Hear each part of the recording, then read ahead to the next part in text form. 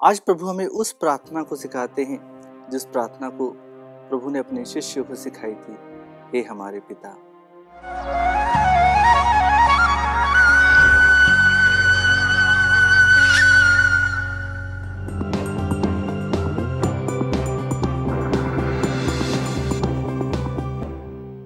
आत्मदर्शन TV के सभी दर्शकों को मेरा जय यीशु। आज हम मनन चिंतन करेंगे संत मत्ती अध्याय 6 पद संख्या 7 से लेकर 15 तक। प्रभु आज हमें एक आदर्श प्रार्थना सिखाते हैं, विशेष रूप से अपने शिष्यों को।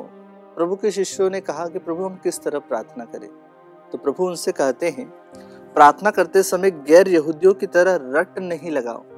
जो यहूदी लोग थे वे रट लगा लगा के प्रार्थना करते थे, वो रट्टा मारते थे, जो उन्हें याद है बस वैसे ही प्रार्थना करते हैं। तो प्रभु आज कहते हैं कि रट नहीं लगाओ।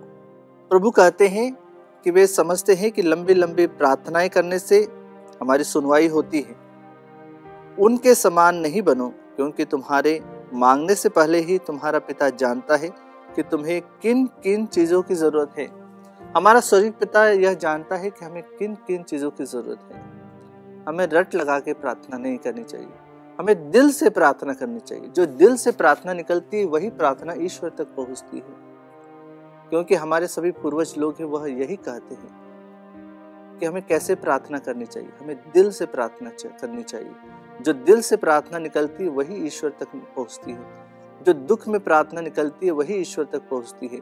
जो जरूरत की प्रार्थना निकलती है वही ईश्वर तक पहुंचती है। प्रभु आज हमें सिखाते हैं कि हमें किस तरह से प्रार्थना करना चाहिए। आइए हम प्रभु के वचनों को पढ़ें कि किस तरह हमें प्रार्थना करना चाहिए। प्रभु हमसे कहते हैं, तो इस प्रकार प्रार्थना किया करो, स्वर्ग में विराजमान हमारे पिता, तेरा नाम पवित्र माना जाए।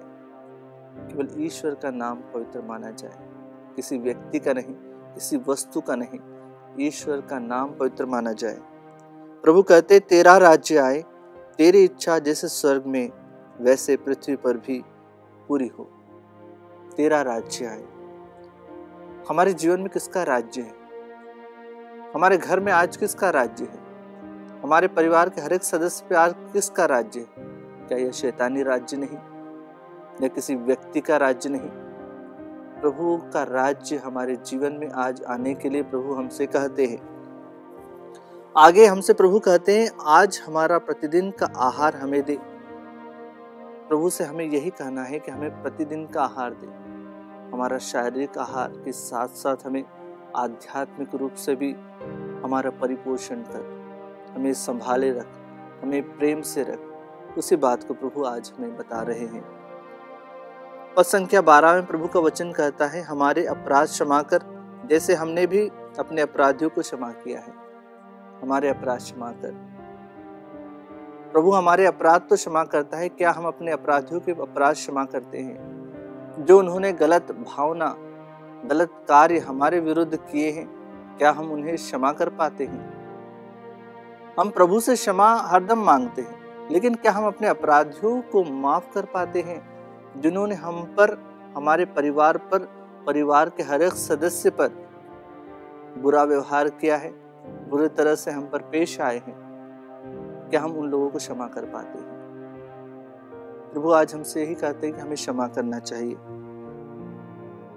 इसलिए पद संख्या 13 में आज प्रभु का वचन हमसे कहता है, और हमें परीक्षा में न डाल, बल्कि हमें बुराई से बचा। आज हमें प्रभु से कहना है कि प्रभु हमें बुराई से बचा। जो इंटरनेट की बुराई है, जो सोशल मीडिया के द्वारा जो बुराई आती है, जो हमारे दोस्तों के द्वारा हम में जो बुराई आती है, हमारे परिवार के द्वारा अगर हम में कोई बुराई आई है, प्रभु उन सभी बुराइयों से हमें बचा। आज हर एक वर्ग के लोगों को, हर एक धर्म के लोगों को प्रभु हर एक बुराई से बचा।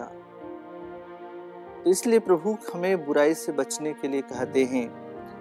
पद संख्या 14 में प्रभु का वचन कहता है, यदि तुम दूसरों के अपराध क्षमा करोगे तो तुम्हारा स्वर्गीय पिता भी तुम्हें क्षमा करेगा। हम दूसरों के अपराध क्षमा कर पाते हैं?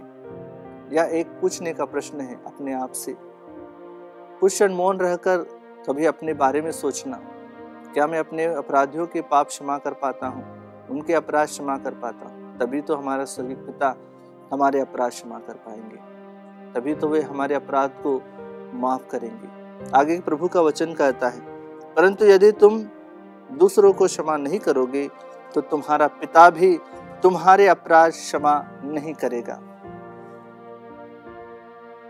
हमें आज दूसरों के अपराध क्षमा करने की जरूरत है। जो मन में जो बुरे विचार है, बुरी धारणाएं हैं, जो पाप से हर दिन एक संघर्ष है, उस संघर्ष से हमें जीतना है। कैसे जीतना है? प्रभु के वचनों के द्वारा जीतना है।